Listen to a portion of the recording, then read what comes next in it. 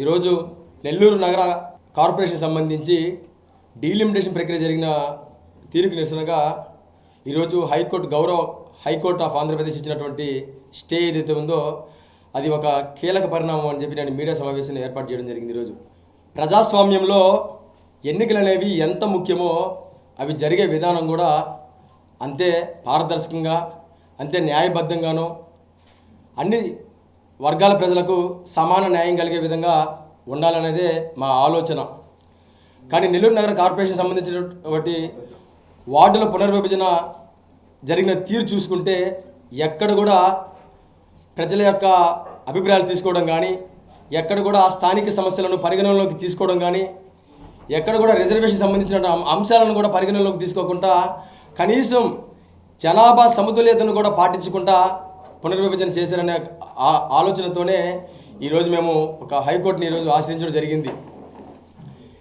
గత నెల ఏదైతే ఈ యొక్క డీలిమిటేషన్ సంబంధించినటువంటి గెజిట్ని ఒక నోటిఫికేషన్ని నెల్లూరు నగర కార్పొరేషన్ విడుదల చేశారో దాని మీద ఒక డివిజన్ కార్పొరేటర్గా, వైఎస్ఆర్ కాంగ్రెస్ పార్టీ కార్పొరేటర్గా నేను నా డివిజన్కి సంబంధించినటువంటి కొన్ని అభ్యంతరాలను అన్నింటినీ తీసుకొని స్థానిక వైఎస్ఆర్ కాంగ్రెస్ పార్టీ నాయకులందరితో కలిసి కమిషనర్ నందన్ గారిని కలిసి మా యొక్క అభ్యంతరాలను మేము తెలియజేయడం జరిగింది. మీరు ఏ విధంగా ఈ యొక్క పునర్విభజన చేశారు సార్, కనీసం ఎవరిదైనా మాట్లాడారా, ఎక్కడైనా స్థానిక సమస్యలని పరిగణలోకి తీసుకున్నారని అడిగితే మేము 2011 సెన్సస్ ప్రకారం చేసామని చెప్పి ఆయన క్లియర్గా చెప్పాడు. అప్పుడు నేను ఆయన్ని మీ సమక్షంలో అడగడం జరిగింది. 2011 సెన్సస్ ప్రకారం జరిగితే కేవలం టార్గెటెడ్గా కొన్ని వార్డులు మాత్రమే, ఎక్కడైతే క్రిస్టియన్స్, మైనారిటీలు, ఎస్సీ ఎస్టీలు, బడుగు బలహీన వర్గాలు ఉన్నటువంటి ఏరియాలు, ప్రాంతాలు మాత్రమే ఎందుకు టార్గెట్ చేశారు, మిగిలిన ప్రాంతాలను ఆ విధంగా చేశారు సార్? మరి ముఖ్యంగా నా డివిజన్ సంబంధించినటువంటి ఏదైతే ఉందో దానికి సంబంధించి మీరు శ్మశాన వాటికి కావచ్చు, నా డివిజన్లో ఉన్నటువంటి బౌండరీలు కావచ్చు, అనేక రకాలుగా విభజించాల్సిన కారణాలు ఏందని అడిగితే ఆయన సరైన సమాధానం చెప్పకపోగా మీరు ఇచ్చినటువంటి అభ్యంతరాలు మేము స్వీకరిస్తాం, దీని మీద మీకు జవాబు మీకు ఇస్తామని చెప్పి నాకు ఎవరు చెప్పడం జరిగింది. నేను దాదాపు ఆ రిప్రజెంటేషన్ ఇచ్చి ఈరోజు దాదాపు 3 వారాల పైన అవుతున్నప్పటికీ కూడా నాకు ఈ రోజు దాకా కూడా ఒక స్థానిక కార్పొరేటర్ అయినటువంటి నాకే ఈ రోజు దాకా కూడా దాని మీద సమాధానం కానీ, దాని మీద జవాబు చెప్పే పరిస్థితి లేకపోయింది అంటేనే అర్థం చేసుకోవచ్చు అధికార పార్టీ నాయకుల కనుసన్నల్లో ఏ విధంగా అధికారులు పనిచేస్తున్నారు అనే దానికి ఇది ఒక నిదర్శనం తెలియజేస్తా ఉన్నా. అందుకనే అధికార పార్టీ నాయకులకు కొమ్ము కాసే ఈ అధికారుల మీద నమ్మకం లేకే ఈ నెల 15వ తారీఖున నేను హైకోర్టుని ఆశ్రయించడం జరిగింది. నాకున్న అభ్యంతరాలను, మరి ముఖ్యంగా మిగిలిన డివిజన్లో ఉన్నటువంటి అభ్యంతరాలన్నింటినీ కూడా పరిగణలోకి తీసుకొని హైకోర్టు మేము చట్టపరంగా ఆశ్రయించడం జరిగింది. మేము వివరించిన ప్రతిదీ కూడా కోర్టు పరిగణలోకి తీసుకొని ఈ యొక్క అస్తవ్యస్త విభజన ఏదైతే జరిగిందో ఇవన్నీ సరిచేసేదాకా మీరు ఇచ్చినటువంటి డీలిమిటేషన్ ఏదైతే ఉందో దాన్ని ప్రస్తుతానికి ఆపమని చెప్పి హైకోర్టు స్టే ఇవ్వడం అనేది మా వైఎస్ఆర్ కాంగ్రెస్ పార్టీ విజయంగా నేను మీడియా ముందు ప్రవేశపెడతా ఉన్నా. నేను కూడా తెలియజేస్తా ఉన్నా, గతంలో మా ప్రభుత్వం అధికారం ఉన్నప్పుడు, మా అధినాయకుడు జగన్మోహన్ రెడ్డి గారు ముఖ్యమంత్రిగా ఉన్నప్పుడు, మా అన్న మాజీ మంత్రి వర్యులు శ్రీ అనిల్ కుమార్ యాదవ్ గారి మంత్రిగా సారథ్యం ఉన్నప్పుడు, ఆయన సారథ్యంలో 2021లో కార్పొరేషన్ ఎన్నికలు జరిగితే ఏ విధంగా ట్రాన్స్పరెంట్గా ఎన్నికలు జరిగాయో మీ అందరికీ కూడా తెలుసు. 2021లో జరిగినటువంటి కార్పొరేషన్ ఎలక్షన్లో చరిత్రతో కూడినటువంటి తీర్పుని నెల్లూరు ప్రజానికి ఇచ్చారంటే ఆ రోజు దానికి ముందున్నటువంటి 2 సంవత్సరాలు కరోనా కష్టకాలంలో మేము కానీ మా నాయకుల ఆదేశాలతో మేము సచివాలయ ఉద్యోగస్తుల్ని కోఆపరేట్ చేసుకొని వాలంటీర్ల ద్వారా రోడ్లో నిలబడి మా ప్రాణాలు అడ్డుబట్టి మేము ఆ రోజు ప్రజలకి భరోసా కల్పిస్తూ వాళ్ళకి అండగా నిలబడ్డాం కాబట్టే ప్రజలు మమ్మల్ని నమ్మి ఇట్లాంటి గొప్ప తీర్పునిచ్చారు. ఇలాంటి కార్యక్రమాలు చేస్తే ప్రజలు నమ్ముతారు తప్పితే ఇలాంటి అస్తవ్యస్త విధంగా చేసేసి అధికారాన్ని అడ్డు పెట్టుకొని ఎలక్షన్ చేయాలనుకోవడం మీ యొక్క అవివేకం అని తెలియజేస్తా ఉన్నా. వైఎస్ఆర్ కాంగ్రెస్ పార్టీ పారదర్శకంగా తీసుకున్న కొన్ని నిర్ణయాలను కొన్ని ఉదాహరణగా నేను ఈరోజు మీడియా ముఖంగా తెలియజేస్తా ఉన్నా. నాకు తెలిసి భారతదేశానికి స్వాతంత్రం వచ్చినప్పటి నుంచి నెల్లూరు జిల్లాకు సంబంధించి, నెల్లూరు నగర కార్పొరేషన్ సంబంధించి ఒక ముస్లిం అభ్యర్థిని మేయర్గా చేసిన ఘనత వైఎస్ఆర్ కాంగ్రెస్ పార్టీది. ఒక ఎస్టీకి సంబంధించినటువంటి గిరిజన బిడ్డని మేయర్గా చేసినటువంటి ఘనత వైఎస్ఆర్ కాంగ్రెస్ పార్టీది. ఒక బీసీకి సంబంధించినటువంటి వ్యక్తిని అతి పెద్ద మంత్రిత్వ శాఖలో కూర్చోబెట్టినటువంటి ఘనత వైఎస్ఆర్ కాంగ్రెస్ పార్టీ అని తెలియజేస్తా ఉన్నా. ఇవి జగన్మోహన్ రెడ్డి గారు తీసుకున్నటువంటి పారదర్శక నిర్ణయాల్లో ఇవి కొన్ని మాత్రమే ఉదాహరణగా తెలియజేస్తా ఉన్నా. ఈరోజు నేను మీడియా ముఖంగా మంత్రి నారాయణ గారిని కావచ్చు, లేకపోతే ఆయనకి తొంతబాడే కొంతమంది నాయకులు కావచ్చు, నేను ఒకటే సూటి ప్రశ్న వేస్తా ఉన్నా. నెల్లూరు జిల్లాలో దాదాపు 22% పైగా ఉన్నటువంటి ఎస్సీలు ఎవరైతే ఉన్నారో మీరు పారదర్శకత మీరు విలువిస్తారని మీకు అనిపిస్తే 22% పైగా ఎస్సీలు ఉన్నటువంటి ఈ జిల్లాలో ఎస్సీలు ఎవరైతే ఉన్నారో వాళ్ళని రాబోయే ఎన్నికల్లో ఒక మేయర్ అభ్యర్థిగా ప్రకటించే దమ్ము ధైర్యం ఈ ప్రభుత్వానికి ఉందని నేను సూటిగా ప్రశ్నిస్తా ఉన్నా. ఎందుకు ఈ విధంగా కేవలం ఒక కొంతమంది కళలో ఆనందం చూడడానికి మాత్రమే మీ యొక్క అస్తవ్యస్త విభజన జరిగిందని చెప్పడానికి ఈరోజు హైకోర్టు ఇచ్చినటువంటి స్టే ఒక నిదర్శనం తెలియజేస్తున్నా. నా డివిజనే కాదు, నెల్లూరు జిల్లాలో మరీ ముఖ్యంగా నెల్లూరు నగరం సంబంధించి జెండా వీధి ప్రాంతం అనేది ఎంత ప్రాముఖ్యమైనదో నేను ప్రత్యేకంగా చెప్పాల్సిన అవసరం లేదు. సిటీకి సంబంధించిన ఒక ఎమ్మెల్యే గెలవాలంటే ఆ గెలుపులో వాళ్ళ భాగస్వామ్యం ఎంత ఎక్కువగా ఉంటుందో నేను ప్రత్యేకంగా చెప్పక్కర్లా. జెండా వీధి కావచ్చు, ఆ జెండా వీధికి చుట్టుపక్కల ఉన్నటువంటి ప్రాంతాలన్నీ కూడా అట్లాంటి జెండా వీధిని కూడా 4 ముక్కలుగా చేసి దశాబ్దాల కాలంగా ఉన్నటువంటి 4 మసీదులను కూడా మీ ఇష్టానుసారం కొంతమంది కళ్ళలో ఆనందం చూడడానికి మీ ఇష్టానుసారం విభజిస్తే అక్కడ ఉన్నటువంటి తెలుగుదేశం పార్టీకి సంబంధించిన కొంతమంది ముస్లిం సోదరులు కూడా వాళ్ళ ఆవేదనతో వాళ్ళ ఎమోషన్స్తో ఆడుకోకూడదని, వాళ్ళ ఐక్యత దెబ్బతీయకూడదని వాళ్ళ కమిషన్ నందన్ గారు కలిసి సాక్షాత్ కార్పొరేషన్ ఇద్దరు కూడా వాళ్ళ ఆవేదన వ్యక్తం చేయడం జరిగింది. ఇది నేను చెప్పడం కాదు, ప్రత్యక్షంగా వాళ్ళు ఆ రోజు మాట్లాడడం కూడా జరిగింది. ఇలాంటి దుర్మార్గమైన పరిస్థితుల నుంచి ఈరోజు ప్రజలకు మీరు ఏం సందేశం ఇవ్వాలనుకుంటున్నారో ప్రజలకి అర్థమైపోయింది. నేను ఒకటే తెలియజేస్తున్నా, మంత్రి నారాయణ గారికి సూటిగా ప్రశ్నిస్తా ఉన్నా. నిజంగా మంత్రి నారాయణ గారి 2 సంవత్సరాల్లో మీ అభివృద్ధి మీద మీకు నమ్మకం ఉండుంటే మీరు స్మార్ట్ సిటీ చేసేసారని చెప్పేసి మీరు ప్రగల్భాలు పలుకుతూ ఉన్నారు కదా, మీరు నిజంగా అలాంటి ఆలోచన మీకు చేస్తుంటే మీరు ఎందుకు ఇంత అస్తవ్యస్త విభజనకు పాల్గొంటున్నారో అడుగుతా ఉన్నా. నారాయణ గారు ఈ 2 సంవత్సరాలు చేసిన ఏదైనా ఉంది అంటే 1.5 సంవత్సరం మేము పూర్తి చేసినటువంటి పార్కులను సైతం పూర్తిగా ఆపేసి క్లోజ్ చేసేసి మేము ఓపెన్ చేసినటువంటి పార్కులను పూర్తిగా మూసేసి 1.5 సంవత్సరం తర్వాత ఆధునీకరణ పేరుతో కేవలం రంగులు పేర్లు మార్చుకొని ఆయనే కొత్తగా పార్కులు కట్టినట్టు ఓపెన్ చేసుకునే తీరుని ప్రజలందరూ కూడా గమనిస్తూ ఉన్నారు.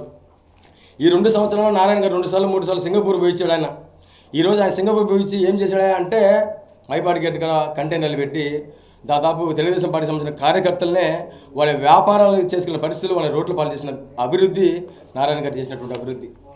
మళ్ళీ సింగపూర్ నుంచి వచ్చినాడు, మళ్ళీ ఇప్పుడు ఏం చేస్తాడా నారాయణ గారు అంటే కనీసం ఈ సర్వేపల్లి మినీ బైపాస్లో ఉన్నటువంటి ఏదైతే ఉందో సర్వేపల్లి కాలం మినీ బైపాస్ మీద ఏదైతే ఉందో అక్కడ ఇంకొక 100 కుటుంబాలకు సంబంధించి కంటైనర్లు పెట్టించి అక్కడ ఇంకో కొంతమంది తెలుగుదేశం పార్టీ కార్యకర్తలని ఇచ్చి ఇంకొక 100 కుటుంబాలను కూడా వాళ్ళు ఎటుగాని పరిస్థితులు అటు ముందుకు వెళ్ళాక వెనక్కి రాలేని పరిస్థితుల్లో ఆ కార్యకర్తలు తీసుకొచ్చే పరిస్థితి ఈరోజు ఉందని తెలియజేస్తా ఉన్నా. నారాయణ గారు సింగపూర్ పర్యటనకు వచ్చిన తర్వాత నెల్లూరు నగరంలో చేసిన అభివృద్ధి ఏంటి అంటే కంటైనర్లు తీసుకొచ్చి అక్కడ పెట్టడం, మేము చేసిన అభివృద్ధిని ఆయన చేసిన అభివృద్ధిగా చూపించుకోవడం, ప్యాచ్ వర్కలు చేయటం. ఇది తప్పితే కనీసం ఒక కొత్త పెన్షన్ ఇచ్చిన దాఖలాలు లేవు.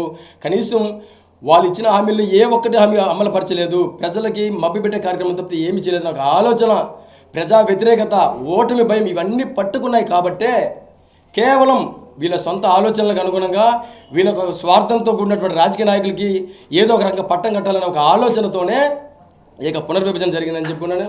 స్పష్టంగా తెలియజేస్తా ఉన్నా. ఈరోజు ఎవరో గుర్తుపెట్టుకోండి, రాజ్యాంగబద్ధంగా మీరు ఎన్నికల్లోకి వెళ్తే మేము సిద్ధంగా ఉండం.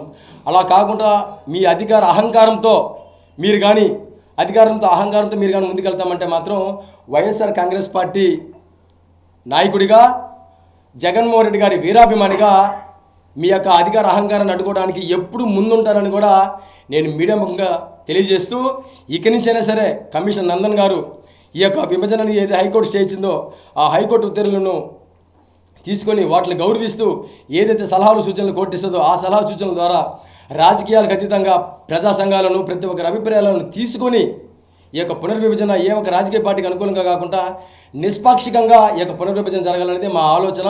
మీరు అలాంటి ఆలోచన చేయనంత వరకు మీ యొక్క అధికార అహంకారాన్ని ఎదుర్కోవడానికి మేము ఎప్పుడు కూడా సిద్ధంగా ఉంటామని కూడా నేను మీడియా ముఖంగా ఈ కుటుంబ ప్రభుత్వానికి కొమ్ము కాసేటువంటి అధికారులను కూడా హెచ్చరిస్తూ సెలవు తీసుకుంటా ఉన్నా. Thank you.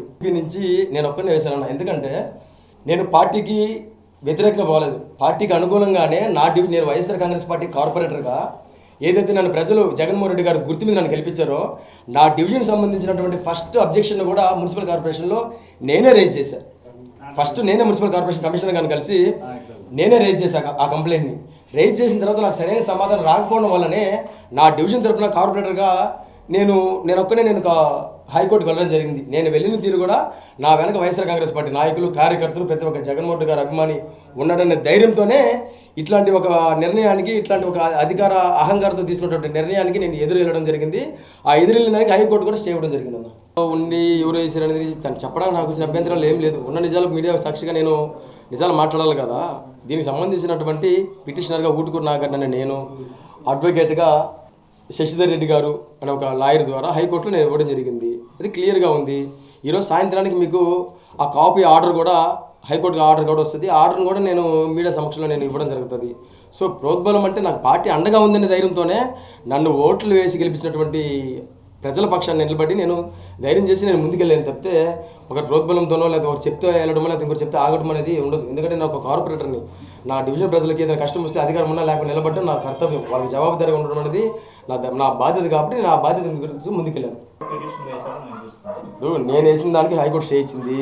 క్రెడిట్ నాగార్జునదా అనేది పక్కన పెడితే క్రెడిట్ ఇక్కడ వైఎస్ఆర్ కాంగ్రెస్ పార్టీది.